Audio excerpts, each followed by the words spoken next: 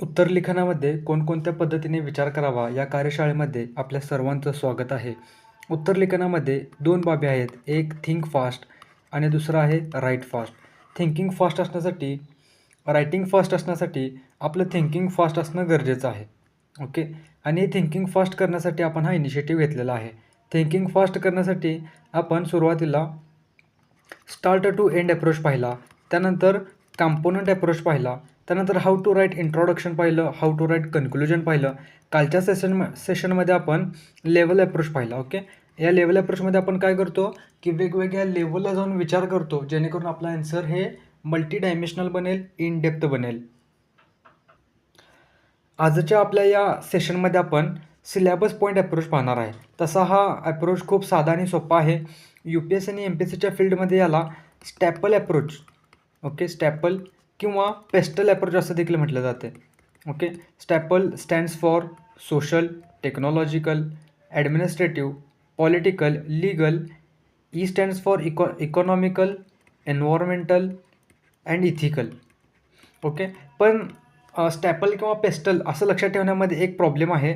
यामुळं काय होते की जर का आपण स्टॅपल असं लक्षात ठेवलं तर हिस्टॉरिकल अँगल आणि जॉग्राफिकल अँगल मिस आउट होऊन जातात. यामुळं काय करायचं बघा की लक्षात ठेवत असतानाच सिलॅबस पॉईंट अप्रोच असं लक्षात ठेवा. ओके. सिलॅबस पॉईंट अप्रोचमध्ये बघा आपण काय करतो यामध्ये की GS पेपर 1मध्ये काय आहे, हिस्ट्री आहे, जॉग्राफी आहे, सोसायटी आहे, बरोबर आहे. त्यामध्ये मग आपण काय करायचं की प्रश्न लिहित असताना हिस्टॉरिकल अँगलने विचार करायचा, त्यानंतर जॉग्राफिकल अँगलने विचार करायचा, त्यानंतर सोसायटी अँगलने विचार करायचा, सामाजिक स्तरावर जाऊन विचार करायचा. यानंतर बघा GS2 आहे. GS2मध्ये आपल्याला पॉलिटी आहे. ओके. पॉलिटी मग या पॉलिटिकल अँगल प्रश्नामध्ये इन्क्लूड करण्यासाठी प्रश्नाला आपण काय करायचं की पॉलिटीच्या दृष्टीने विचार करायचा. त्यानंतर बघा पॉलिटीमध्ये आपल्याला गव्हर्नन्स आहे, त्यामुळं प्रशासकीय स्तरावर जाऊन विचार करायचा.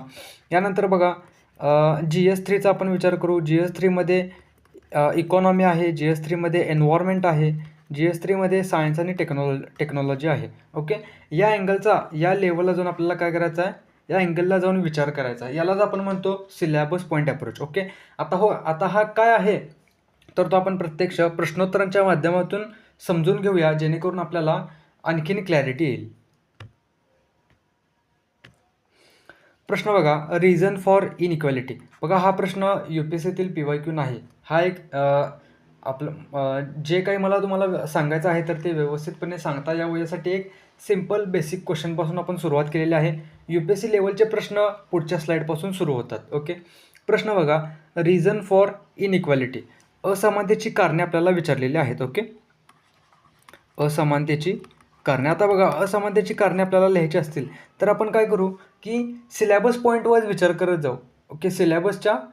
सिलॅबसचे जे पॉईंट आहेत तर त्यावेळेस आपण काय करायचं, विचार करत जायचे की यासाठी काही हिस्टॉरिकल कारणे आहेत का, यासाठी काही जॉग्राफिकल कारणे आहेत का, यासाठी काही सोशल कारणे आहेत का.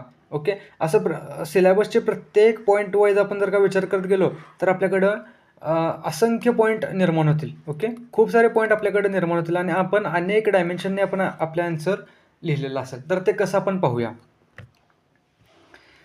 बघा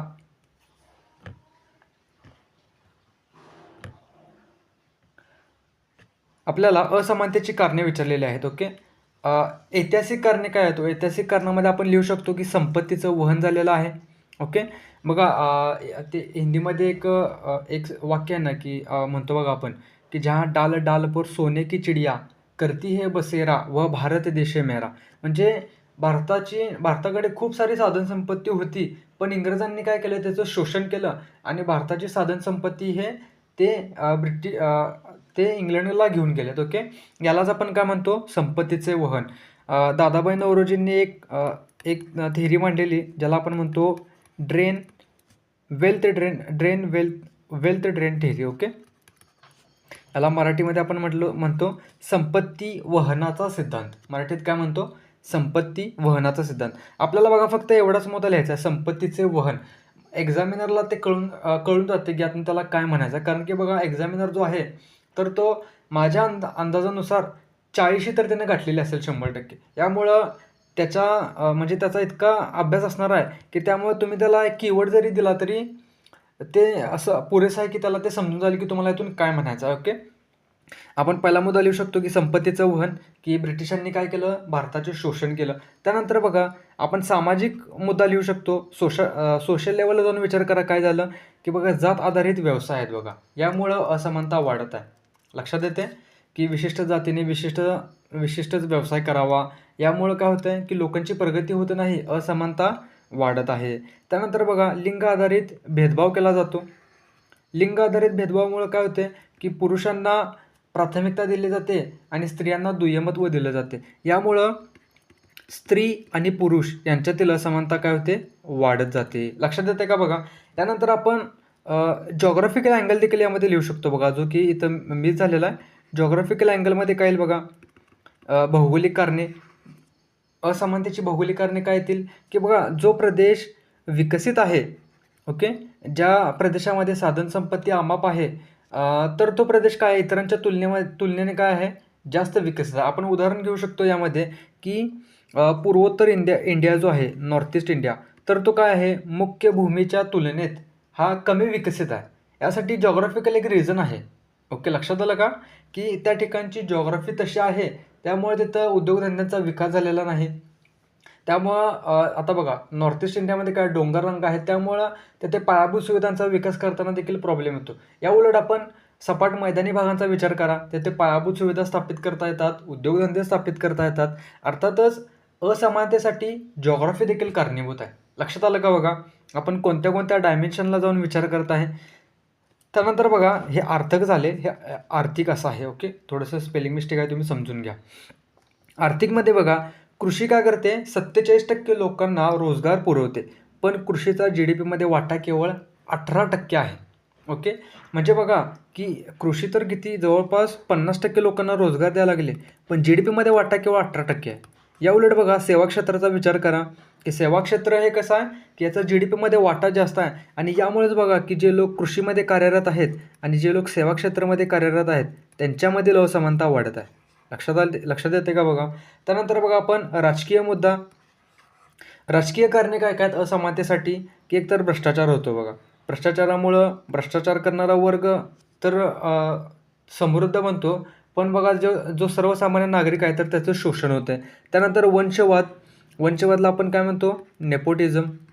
ओके, राजा का बेटा ही राजा बनेगा, वंशवाद. यामुळे देखील काय होतं आहे की असमानता वाढत आहे. थोडक्यात मला सांगायचं असं आहे, की एखादा जो आपल्याला मुद्दा आपल्या समोर आला, प्रश्न समोर आला, तर आपण काय करायचं, की GS पेपर वाईज विचार करत जायचं, जेणेकरून आपल्याला अत्याधिक पॉईंट जनरेट करता येतील. आणि हे जे पॉईंट आहेत यालाच म्हणतात मल्टी डायमेन्शनल आन्सर लिहिणे. तुम्ही हिस्टॉरिकल डायमेन्शन्स लिहिला आहे, सोसायटल डायमेन्शन्स लिहिला आहे, जॉग्राफिकल डायमेन्शन लिहिला आहे, त्यानंतर इकॉनॉमिक डायमेन्शन लिहिला आहे, त्यानंतर राजकीय कारणे लिहिलं आहे, राजकीय डायमेन्शन वापरला आहे. यालाच म्हणतात मल्टी डायमेन्शनल आन्सर लिहिणे. ओके, पुढचा प्रश्न आपण पाहूया, ज्यातून आणखीन आपल्याला क्लॅरिटी येईल. प्रश्न बघा, प्रश्नामध्ये काय म्हटलेलं आहे, की despite implementing various program for poverty eradication, poverty is still exist, explain by giving reason. प्रश्नाचा रोख आपण मराठीतून समजून घेऊया. प्रश्नामध्ये काय म्हटले, की दारिद्र्य निर्मूलनासाठी अत्याधिक प्रयत्न केले जात आहेत, अनेक प्रोग्राम योजना राबवल्या जात आहेत, तरी देखील दारिद्र्य कमी झालेलं नाही, दारिद्र्य अजून देखील आहे. याची कारणे काय आहेत. ओके, प्रश्नाचा रोख बघा. प्रश्न बघितल्यानंतर आपल्याला प्रश्नाचा एक स्ट्रक्चर कसं असेल बघा. आपल्याला यामध्ये डिस्पाईट इम्प्लिमेंटिंग व्हेरियस प्रोग्राम असा शब्द आला आहे बघा. ओके, तर या प्रोग्राम या शब्दामुळे आपल्याला सुरुवातीला दारिद्र्य निर्मूलनासाठी काय काय उपाययोजना केलेल्या आहेत त्या मेन्शन करणं गरजेचं आहे. ओके, तर त्या कोणत्या आहेत बघा. आपण लिहू शकतो की सर्व शिक्षा अभियान आहे, बरोबर आहे, सर्व शिक्षा अभियान. यानंतर प्रधानमंत्री कौशल्य विकास योजना आहे, कौशल्य विकास योजना. त्यानंतर बघा प्रधानमंत्री आवास योजना आहे, प्रधानमंत्री आवास योजना. त्यानंतर अजून आपण काय लिहू शकतो, राष्ट्रीय अन्न सुरक्षा योजना आहे, बरोबर आहे, राष्ट्रीय अन्न सुरक्षा योजना. आता बघा तुम्हाला असं वाटेल की या ज्या स्कीम आहेत तर त्यांचा प्रायमरी ऑब्जेक्टिव्ह दारिद्र्य निर्मूलन हे नाहीच आहे, तर तरी देखील तुम्ही इथं कसं काय लिहिला बघा. प्रायमरी ऑब्जेक्टिव्ह सर्व शिक्षा अभियानाचं प्रायमरी ऑब्जेक्टिव्ह हे शिक्षण आहे. ओके. प्रधानमंत्री कौशल्य विकास योजनेचं प्रायमरी ऑब्जेक्टिव्ह कौशल्य विकसित करणे आहे. पण अल्टिमेट ऑब्जेक्टिव्हचा विचार करा. बघा आपण जर का शिक्षण दिलं, ओके, शिक्षण दिल्यामुळं काय होईल, लोकांना शिक्षण मिळाल्यामुळं विकासाच्या अनेक संधी उपलब्ध होतील. यामुळं दारिद्र्य काय होईल, कमी होईल. अल्टिमेट ऑब्जेक्टिव्ह काय आहे, दारिद्र्य निर्मूलन आहे. ओके. त्यानंतर कौशल्याचं बघा, कौशल्याचं पण सेम आहे. जर का आपण युवकांना कौशल्य प्रदान केलं तर ते काय होतील, की त्यांना रोजगार मिळेल, बेरोजगारीपासून बचाव होईल. यामुळे अल्टिमेटली काय होईल, दारिद्र्य निर्मूलन होण्यास मदत होईल. असं सेम आहे की आवास योजना असेल, अन्न सुरक्षा योजना असेल. यानंतर परत आपण प्रश्नाचा थोडंसं रोख समजून घेऊया परत एकदा, की आपण काय केलं, दारिद्र्य निर्मूलनासाठी वेगवेगळ्या योजना मेन्शन केल्या. पण यातील बघा आपल्याला त्रुटी देखील मेन्शन करणं यामध्ये गरजेचं आहे. ओके. कारण का बघा, की इथं काय म्हटले, despite implementing various programs. Okay. Despite implementing various program despite implementing various program for poverty eradication, poverty still exist. म्हणजेच आपल्याला या योजनामधील काही त्रुटी देखील लिहिणं गरजेचं आहे. आता बघा, त्रुटी लिहित असताना स्टार्ट टू एंड अप्रोचचा विचार करा. स्टार्ट टू एंड अप्रोच तो कसा वर्क करतो, की बघा योजनाची पहिला काय होते, निर्मिती होते, बरोबर आहे. त्यानंतर योजनांची अंमलबजावणी, त्यानंतर अभिप्राय आधारित सुधारणा घडवल्या जातात. आता या योजनामधील त्रुटी जर का आपल्याला लिहायच्या असतील तर निर्मितीतील त्रुटी लिहा. निर्मितीमध्ये आपण काय म्हणतो, की निर्मितीमधील त्रुटीमध्ये आपण एक शब्द आहे बघा, ivory tower approach. Ivory tower approach म्हणजे काय, की थोडक्यात तुम्ही असं समजून घ्या, की टॉवरच्या वर बसणे आणि खालच्या स्तरावर काय चाललं हे पाहणे. जर का आपण टॉवरच्या वर बसलो आणि खालच्या स्तरावर काय चालले हे पाहण्याचा प्रयत्न केला तर आपल्याला व्यवस्थितपणे समजून येणार नाही. आयव्हरी टॉवर अप्रोचचा थोडक्यात अर्थ असा होतो. म्हणजेच आपण यामध्ये काय लिहू शकतो बघा, की जमीन स्तरावरील जीवन न अनुभवता योजना बनवल्या जातात. हा मुद्दा आपण यामध्ये लिहू शकतो. त्यानंतर अंमलबजावणीमध्ये काय समस्या आहे हो, अंमलबजावणीमध्ये बघा भ्रष्टाचार होतो. ओके. लालफिशाहीचा कारभार होतो. त्यानंतर अभिप्रायामध्ये आपण काय लिहू शकतो, की अभिप्राय म्हणजे ज्याला आपण फीडबॅक असं म्हणतो, की अभिप्राय आधारित सुधारणा होत नाहीत. हा तर बघा आपण काय केला, प्रश्नाचा स्ट्रक्चर बघितला. यापुढं आपल्याला बघा ॲक्च्युअल आपला प्रश्न जो आहे सिलेबस पॉईंट अप्रोचने हा प्रश्न आपल्याला टॅकल करायचा आहे. दारिद्र्याची कारणे लिहायची आहेत. तर बघा दारिद्र्यासाठी इतर अनेक कारणे देखील कारणीभूत आहेत. तर ती कोणती, ती देखील मेन्शन होणं गरजेचं आहे. मग यामध्ये टायटल कसं बनेल, की दारिद्र्यासाठी इतर घटक देखील कारणीभूत आहेत. तर ते घटक पुढील प्रमाणे. मग आता दारिद्र्याची बघा सामाजिक कारणाचा विचार करा. ओके. सामाजिक सिलेबस पॉईंट अप्रोचमधला पहिला काय आहे, सोसायटल लेवल आपण जाऊन विचार करणे, की यामध्ये बघा वर्ण आणि जात व्यवस्थेमुळे प्रगती साधण्यात अडथळे येतात. बरोबर आहे ना. वर्ण आणि जात व्यवस्था काय होते, की सामाजिक गतिशीलता, सामाजिक प्रगती साधण्यामध्ये अडथळा बनतात. त्यानंतर बघा शिक्षणाकडे दुर्लक्ष होते. ओके. त्यानंतर राजकीय कारणे बघा, राजकीय अनिच्छा आहे. बघा सार्वत्रिक आधारभूत आय, युनिव्हर्सल बेसिक इन्कमकडे दुर्लक्ष. जर का समजा Rajasthan government universal basic income लागू करण्याचा प्रयत्न करत असेल तर इतर गव्हर्नमेंट का करत नाही, याचा डायरेक्टली अर्थ काय होतो, की राजकीय अनिच्छा आहे. ओके. हे देखील एक दारिद्र्यासाठी कारणीभूत घटक आहे. प्रशासकीय कारणामध्ये आपण काय लिहू शकतो, भ्रष्टाचार लिहू शकतो. लाल फितशाहीचा कारभार. ओके. हे फिद झाले, लाल फितशाहीचा कारभार असा आहे. ठीक आहे. त्यानंतर आर्थिक कारणामध्ये बघा, आर्थिक कारणामध्ये लिंग आधारित वेतन तफावत. बघा एकतर महिलांना काय केलं जाते, की रोजगार करण्याची संधीच दिली जात नाही आणि जरी मिळाली तरी पुरुषांना मिळणारे वेतन हे स्त्रियांना मिळणारे वेतन हे पुरुषांच्या तुलनेत खूप कमी असते. हा आपण मुद्दा या ठिकाणी लिहू शकतो, लिंग आधारित वेतन तफावत. त्यानंतर वित्तीय समावेशनाचा अभाव आहे, की वित्तीय सेवा तळागाळातील लोकांपर्यंत पोहोचलेल्या नाहीत. यामुळं शासकीय ज्या योजना आहेत तर ते त्यांच्यापर्यंत पोहोचतच नाहीत. ओके. उदाहरणार्थ आपण घेऊ शकतो, की आता बघा लाडकी बहीण योजना जी राबवली जात आहे. ओके. जर समजा एखाद्या व्यक्तीकडे बँक अकाउंटच नसेल तर लाडक्या बहीण योजनेअंतर्गत जे पैसे येतात तर ते त्याच्याकडे पैसे जमाच होणार नाहीत.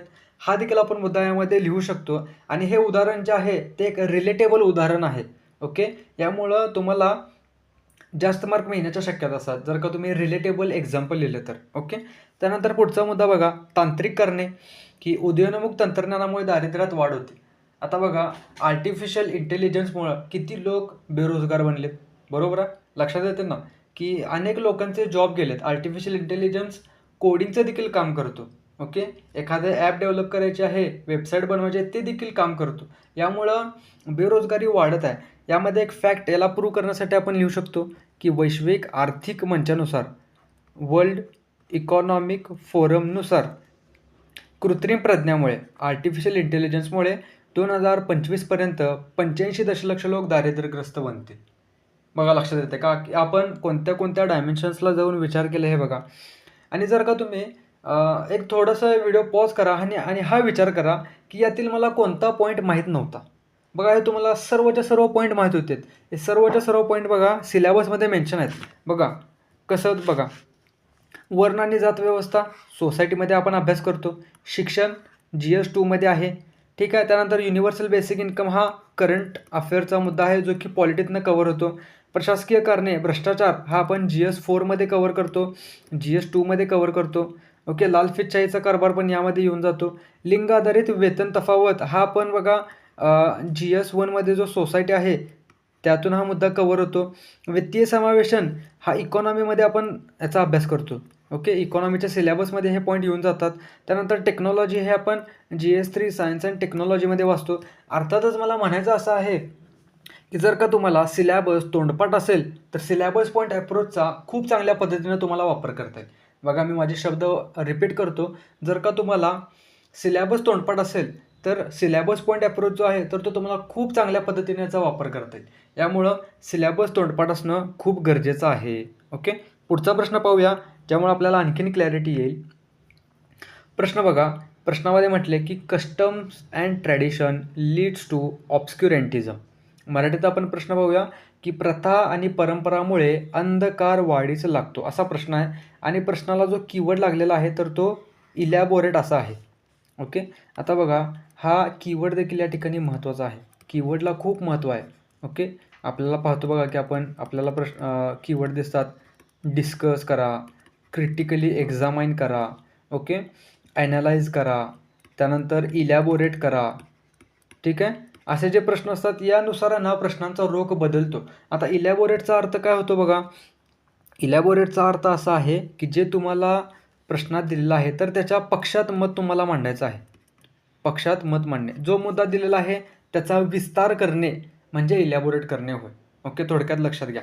आता हे बाकीचे जे मुद्दे आहेत, तर ते आपण आपल्या ॲडव्हान्स ॲन्सर रायटिंग कोर्समध्ये आपण इन डिटेलमध्ये पाहणार आहे, की कीवर्डनुसार आपले शब्द कसे फिरवायचे आहेत, कीवर्डनुसार उत्तरामध्ये कसा बदल घडवायचा. ओके. हे आपण इन डिटेलमध्ये आपल्या ॲडव्हान्स ॲन्सर रायटिंग कोर्समध्ये पाहणार आहे. या ठिकाणी फक्त आपण इलॅबोरेट शब्द आलेला म्हणून हा सांगण्याचा योगायोग आला. ठीक आहे. आपण प्रश्नाकडे परत येऊया. प्रश्नामध्ये काय म्हटलं आहे बघा, customs and tradition leads to obscurantism. आता बघा, प्रथा परंपरामुळे अंधकारवाद वाढीस लागतो, असा प्रश्न आहे. आणि हे आपल्याला विधान विस्तारित करायचं आहे. मग आपला सिलॅबस पॉईंट अप्रोच, की तुम्ही सोसायटी लेवलला विचार करा. ओके. त्यानंतर इकॉनॉमिकल लेवलला विचार करा. त्यानंतर राजकीय लेवलला जाऊन विचार करा. अशा सिलॅबसचे एक पॉईंट आपल्याला धरून आहे ना, त्या रिलेटेड 2-3 पॉईंट लिहायचे आहेत. यामुळं पॉईंट देखील जास्त जनरेट होतील आणि तुमचं स्ट्रक्चर जे आहे, तर ते एक्झामिनरला स्पष्टपणे दिसून येईल, की याला एक स्ट्रक्चरमध्ये विचार करता येतो. आणि बघा, यामुळं तुमचं ॲन्सर जे आहे, तर ते मल्टी डायमेन्शनल बनेल. बघा, टॉपरच्या व्हिडिओमध्ये तुम्ही वारंवार ऐकत असाल, की ॲन्सर जे आहे ते वन डायमेन्शनल लिहू नका, ॲन्सर मल्टी डायमेन्शनल लिहा. तर ते मल्टी डायमेन्शनल ॲन्सर लिहिणं म्हणजे हेच आहे. ओके. की तुम्ही काय करा, वेगवेगळ्या डायमेन्शन्सचा विचार करा. आता आपण प्रश्न पाहूया, कसा आपण प्रश्न लिहू शकतो. बघा, प्रश्नामध्ये आपण सामाजिक स्तरावर काय म्हणू शकतो बघा, सोसायटी लेवलला, की प्रथा परंपरामुळे बालविवाहास प्रोत्साहन दिलं जाते. बरोबर आहे की नाही मला सांगा, की प्रथा परंपरा बालविवाहास प्रोत्साहन दिले जातात. यामुळे अंधकारवाद वाढीस लागतो. पुरुषी प्रभुत्ववाद वाढीस लागतो. बघा, प्रथा परंपरा ज्या आहेत, तर त्या पुरुषांना प्राथमिकता देतात आणि महिलांना दुय्यमत्व दिलं जाते. ओके. मेल डॉमिनन्सी ज्याला आपण म्हणतो ना, की प्रथा परंपरामुळे मेल डॉमिनन्सी किंवा मेल सुप्रिमसी वाढीस लागते. त्यानंतर बघा, अमानवीय प्रथा परंपरांना चालना मिळते. बरोबर आहे. उदाहरणार्थ हुंडाबळी, केशवपन हे काय आहेत, प्रथा परंपरांचाच एक भाग आहे. ओके. त्यानंतर बघा, पॉलिटिकल लेवल आपण काय विचार करू शकतो बघा यामध्ये, की पॉलिटिकल लेवलला बघा की स्त्रियांच्या राजकारणातील प्रवेशावर मर्यादा येतात. बरोबर आहे का? की बघा आपण काय म्हणतो, प्रथा परंपरा काय सजेस्ट करतात, की स्त्रियांनी फक्त चूल आणि मूल सांभाळावं. ओके. घराच्या उंबऱ्याबाहेर त्यांनी जाऊ नये. आता बघा असे जर का प्रथा परंपरा असतील तर स्त्रियांच्या राजकारणातील प्रवेशावर मर्यादा येतील. आणि समजा काही कारणास्तव स्त्रियांना राजकारणामध्ये प्रवेश मिळाला. आपण पाहतो बघा की कधी-कधी काय होते, की विशिष्ट मतदारसंघामध्ये वुमेन रिझर्व्हेशन लागते. ओके. की त्या मतदारसंघातून केवळ महिलाच निवडणूक लढवू शकते. अशावेळी काय होते, महिला तर निवडणूक लढवते, पण बाकीचा जो राज्यकारभार आहे, त्या मतदार क्षेत्रातील जो काही कारभार आहे, तर तो कारभार त्या महिलेच्या पतीद्वारे पार पाडला जातो आणि यालाच म्हणतात सरपंचपती संकल्पना. ओके. सरपंचपती, की सरपंच तर महिला आहे, पण ॲक्च्युली जो कारभार आहे तर तो तिच्या पतीद्वारे पार पाडला जातो. ओके. हा आपण यामध्ये उदाहरण लिहू शकतो. त्यानंतर बघा पॉलिटिकल लेव्हलला आपण काय विचार करू शकतो, की जात आधारित राजकारण वाढत आहे. त्यानंतर बघा जात पंचायत आणि खाप पंचायतीचे प्राबल्य. आता बघा जात पंचायतीला महाराष्ट्रामध्ये कायद्याने बंदी आहे. पण तरी देखील अनेक गावामध्ये आपल्याला जात पंचायत दिसून येते. रिसेंटली एक 2-3 दिवसाआधीचंच एक उदाहरण आहे बघा, की बीडमध्ये काय झालेलं, की एका व्यक्तीने विवाह केला म्हणून त्या व्यक्तीवर काय केलं, संपूर्णतः बहिष्कार करण्यात आला. ओके. त्यानंतर जात पंचायत ही ही बघा कशा पद्धतीनं काम करते जात पंचायत, की जे काही त्यांच्या जातीचे नियम आहेत, तर ते नियम लोक पाळतात की नाहीत हे बघण्याचं जात पंचायत काम करते आणि जर का ते नियम पाळले जात नसतील, तर ते त्यांच्यावर दंड देखील ठोठावते. आपण बघा कांजारवाड समाज ज्याला म्हणतो, तर त्या समाजाची जी जात पंचायत आहे, तर त्यांच्यामध्ये कौमार्य चाचणी करणं विवाहाच्या पूर्वी कौमार्य चाचणी, ज्याला आपण इंग्रजीमध्ये म्हणतो व्हर्जिनिटी टेस्ट. ओके. ही करणं बंधनकारक आहे. आता बघा अशा अमानवी प्रथा परंपरा कशामुळे वाढीस लागतात, की या प्रथा परंपरामुळेच काय होतात, की या अमानवी काय होतात, प्रथांना चालना मिळते. लक्षात येते का बघा? त्यानंतर आपण आर्थिक पातळीवर काय विचार करू शकतो बघा, की प्रथा परंपरा आपल्याला असं सजेस्ट करतात, की सण उत्सवाच्या वेळी जास्तीत जास्त खर्च केला पाहिजे. आता बघा, की एका एक रेप्युटेड संस्थेचाच अहवाल आहे, की सण उत्सवातील खर्चामुळे 70% लोक कर्जबाजारी बनतात. बघा प्रथा परंपरा आपल्याला काय करतायत, की एक अंधकारकडे घेऊन जात आहेत. लक्षात येते का बघा? त्यानंतर जात आधारित व्यवसाय होतो. त्या तंत्रज्ञानमध्ये आपण काय लिहू शकतो बघा, टेक्नॉलॉजीमध्ये, की प्रथा परंपरा ज्या आहेत, तर त्या तांत्रिक प्रगतीचा विरोध करतात. उदाहरणार्थ बघा, झूम शेती आपल्याला माहिती आहे. झूम शेती जी आदिवासी समुदाय करतात. शक्यतो यामध्ये काय केलं जाते झूम शेतीमध्ये, की समजा या ठिकाणी जंगल आहे. हे जंगल इथलं तोडलं जाते. ओके. त्यानंतर या तोडलेल्या तोडलेल्या जंगलवर काय केले जाते, शेती केली जाते आणि जेव्हा हे क्षेत्र नापीक बनेल, तर हे क्षेत्र सोडून ते दुसऱ्या क्षेत्राकडे वळतात. या ठिकाणचं जंगल कापतात, येथे शेती करतात. जेव्हा हे क्षेत्र नापीक बनेल, पुढच्या क्षेत्राकडे जातात, पुढच्या जागेवर जातात, तेथील जंगल काढतात. ही झूम शेती आहे. ओके. आता बघा टेक्नॉलॉजिकल इम्प्रूव्हमेंट झालेली असली तरी आदिवासी समुदाय झूम शेतीचा अट्टहास करत आहे. ओके. त्यांच्यानुसार झूम शेती करणं ही त्याची प्रथा परंपरा आहे.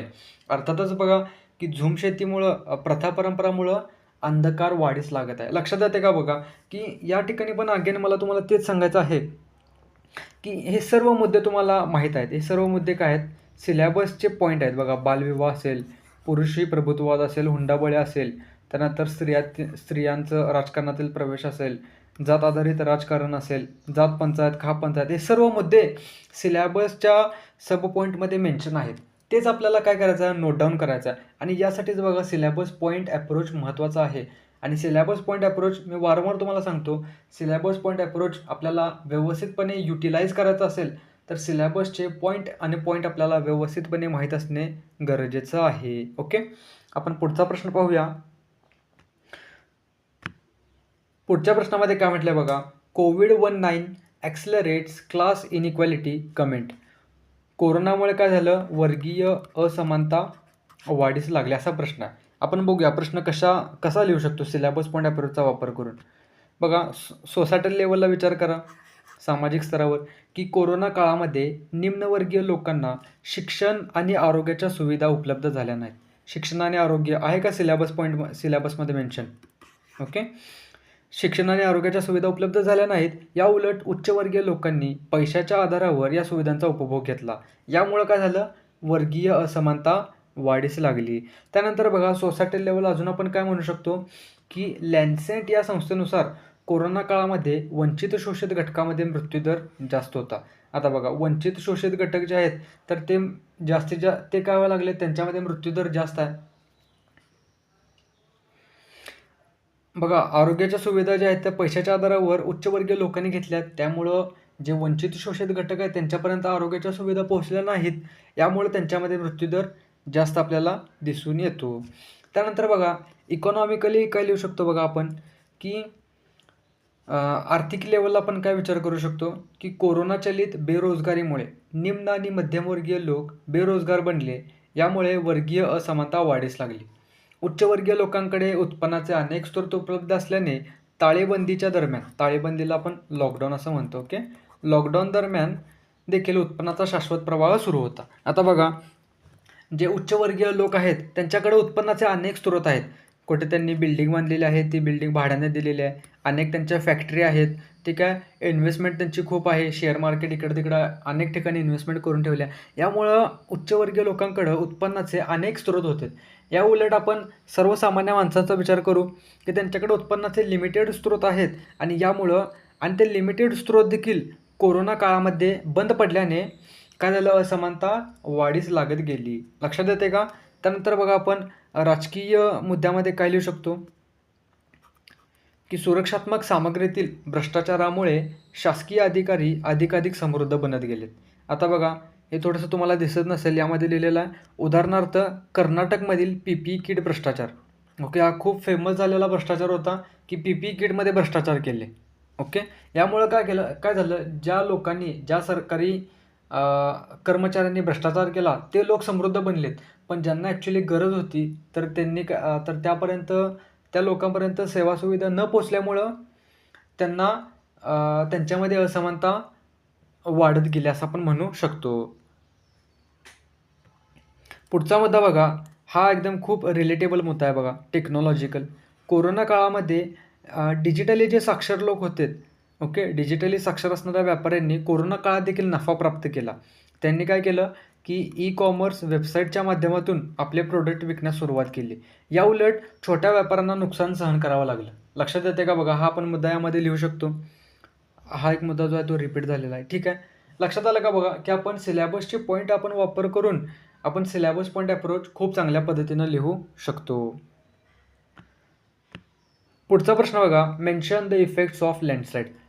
मागच्या व्हिडिओमध्ये आपण लँडस्लाईडची कारणे बघितलेली होती बघा. लँडस्लाईडसाठी कोणकोणते घटक कारणीभूत आहेत त्यामध्ये आपण लेवल अप्रोच लावलेला आणि लेवल अप्रोचनुसार आपण काय केलं, काही नॅचरल कारणे होती आणि काही अँथ्रोपोजेनिक, काही मानवी कारणे होती, हे लिहिलं. आता आपल्याला लँडस्लाईडचे परिणाम विचारलेले आहेत. ओके. लँडस्लाईडचे परिणाम विचारलेले आहेत. परिणाम लिहित असताना आपण बघा सिलेबस पॉईंट अप्रोच या ठिकाणी लावू शकतो. या ठिकाणी बघा तुम्हाला असा प्रश्न येत असेल, की सर आम्हाला कसं कळणार की कोणत्या वेळी कोणता अप्रोच लावायचा. ओके. आम्हाला तर खूप कन्फ्युजन होते. तुम्ही 6 अप्रोच सांगितलेला आहे आणि ते कसे कोणत्या वेळी वापरायचे आम्हाला कसं समजणार. हा एक डाऊट तुमचा खूप छान आहे. पण बघा काय आहे मुद्दा, की याचं उत्तर असं आहे की हा संपूर्णतः मुद्दा काय आहे, प्रॅक्टिसचा भाग आहे. ओके. प्रॅक्टिस जितके तुमची प्रॅक्टिस चांगली असेल तर मी तुम्हाला एक दोन महिने तुम्ही हे जे अप्रोचेस आहे त्या अप्रोचेसनुसार प्रॅक्टिस करत राहा. मी तुम्हाला गॅरंटी देतो की तुम्हाला प्रश्न बघितल्या तुमच्या डोक्यामध्ये पटकन तुम्हाला सुचून जाईल की या ठिकाणी मला कोणता अप्रोच लावायचा आहे. ओके. ठीक आहे. आपण पुढे जाऊ प्रश्नाकडे. बघा भूस्खलनाचे परिणाम आपल्याला विचारलेले आहेत. भूस्खलनामुळे काय होते बघा, की दैनंदिन जीवन जे आहे तर ते विस्कळीत बनते, जीवितहानी होते, लोकांचे विस्थापन व पुनर्वसन होते. त्यानंतर आर्थिक परिणाम काय होतात, की आर्थिक क्रियाकलाप जे आहेत तर त्यांचा आर्थिक क्रियाकलापामध्ये अडथळा येतो. आजीविका ज्याला आपण लाईव्हलीहूड म्हणतो, लाईव्हलीहूड. ओके. त्याचा ऱ्हास होतो. हे ऱ्हास असं झाले, स्पेलिंग मिस्टेक आहे थोडीशी, ऱ्हास असं हवं होतं. ओके. त्यानंतर बघा वित्तहानी होते. आर्थिक परिणामामध्ये आपण लिहू शकतो वित्तहानी. पायाभूत सुविधांचा ऱ्हास होतो. ओके, हे आपण मुद्दे लिहू शकतो.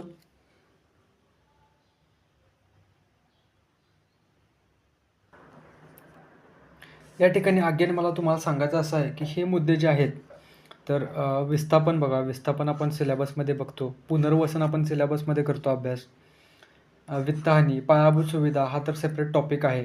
त्यानंतर पर्यावरणामध्ये आपण काय लिहू शकतो, वन्यजीव अधिवासाचा ऱ्हास होतो, त्याला आपण इंग्रजीमध्ये ॲनिमल हॅबिटॅट असं म्हणतो. ओके, वन्यजीव अधिवासांचा ऱ्हास होतो हा देखील आपण मुद्दा जो आहे तर तो एन्व्हायरमेंटमध्ये सिलेबसमध्ये करतो. अगेन मला सांगायचं हेच आहे की आपल्याला सिलेबसचे जे पॉईंट आहेत तर ते पॉईंट व्यवस्थितपणे माहीत असणं गरजेचं आहे. ह्यानंतर पुढचा प्रश्न बघा, benefits of simultaneous election, one nation one election, याचे फायदे आपल्याला विचारलेले आहेत. अगेन आपण सिलेबस पॉईंट वाईज विचार करत जाऊ आणि पाहूया की कोणकोणते पॉईंट्स आपण जनरेट करू शकतो. यामध्ये शासन स्तरावरील फायदे बघा की वन नेशन वन इलेक्शन, एकाच वेळी निवडणुका झाल्यामुळे केंद्रातील राज्यातील निवडणुका एकाच वेळी झाल्यामुळे काय होईल की निवडणूक यंत्रणांचा कार्यक्षम वापर करता येईल. त्यानंतर बघा राजकीय स्थैर्यामध्ये वाढ होईल, दीर्घकालीन धोरणपूर्तीकडे लक्ष केंद्रित करता येईल. वेगवेगळ्या वेळी निवडणुका घेतल्याने राजकीय पक्षांना निवडणूक कॅम्पेनसाठी विशेष लक्ष केंद्रित करावं लागते. ओके, बघा केंद्रामध्ये समजा एक्स या पार्टीची सत्ता आहे आणि महाराष्ट्रामध्ये निवडणूक लागली समजा, तर या पार्टीचं जे लक्ष आहे तर ते महाराष्ट्रातील निवडणूककडं लागून राहते. या उलट बघा वन नेशन वन इलेक्शन आलं की काय होईल की वन नेशन वन इलेक्शन ही प्रणाली राबवल्यास सत्ताधारी पक्षांना धोरणात्मक बाबींवर जास्तीत जास्त लक्ष केंद्रित करता येईल की ते पॉलिसी मेजर्स, ओके, वेगवेगळ्या धोरणे ठरवण्याकडे राष्ट्रीय स्तरावर जे महत्त्वाचे मुद्दे आहेत ओके त्याकडे ते काय करता येईल, जास्त लक्ष देता येईल. त्यानंतर बघा की एक आपण केस स्टडी पण यामध्ये लिहू शकतो की दक्षिण आफ्रिका असेल, स्वीडन असेल यांसारख्या देशामध्ये एक देश एक निवडणुकी प्रणाली राबवली जाते. त्यानंतर आर्थिक फायदे काय काय आहेत बघा की वेळ, वित्त, श्रम इत्यादींचा अवाजवी वापर टाळला जाईल. लक्षात येते का बघा की निवडणूक लागली की नेत्यांसह त्यांच्यामागं पळणारे आपण कार्यकर्ते देखील पाहतो. ओके, या म्हणजेच काय होईल बघा की एक देश एक निवडणूक प्रणाली असेल तर वेळ असेल, वित्त असेल आणि श्रम यांचा अवाजवी वापर काय होईल, टाळला जाईल. त्यानंतर बघा राजकीय जाहिरातबाजीवर होणारा अवाजवी खर्च टाळला जाईल. ओके, अशा पद्धतीनं आपण काय करू शकतो की सिलेबसचे जे पॉईंट आहेत यामध्ये आपण कोणते पॉईंट विचार केले की गव्हर्नन्सचा विचार केला, त्यानंतर आपण काय केलं, इकॉनॉमीचा विचार केला. अशा पद्धतीनं आपण काय करू शकतो, सिलेबसचे पॉईंट वापरून आपले आन्सर हे मल्टी डायमेन्शनल बनवू शकतो. पुढे जाण्याआधी एक होमवर्क आहे, तुम्ही हा होमवर्क स्वतः लिहा. सिलेबसचे वेगवेगळे पॉईंट वापरून तुम्ही हा होमवर्क लिहा.